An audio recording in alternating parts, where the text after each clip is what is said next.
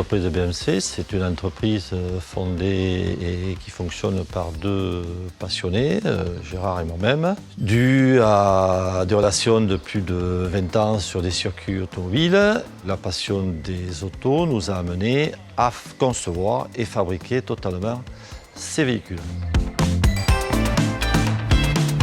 On a fait la connaissance de Magali et Elodie, qui sont deux sœurs, qui ont malheureusement un problème de myopathie et qui voulaient absolument faire de la compétition, faire de la course à pied, participer au milieu de tous les autres.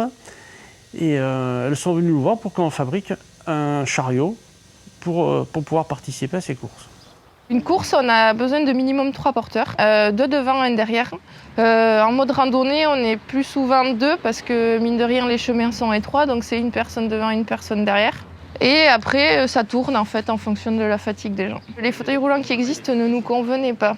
On a donc contacté la Chambre des métiers qui a lancé un appel à projet et auquel ont répondu donc la société BMC. Alors, ce qui s'est passé, c'est qu'elles nous ont montré déjà un véhicule avec lequel elles ont essayé de faire quelque chose. Et au vu de ça, on a réfléchi à fabriquer un véhicule beaucoup plus confortable, surtout beaucoup plus léger, et dans lequel elles aient une tenue, elles soient hyper bien tenues dans le chariot. On voulait surtout amener des idées sportives automobiles. Le siège, les suspensions, les harnais, la tenue, donc le poids. C'était un petit peu basculer nos idées sport auto dans ce véhicule-là.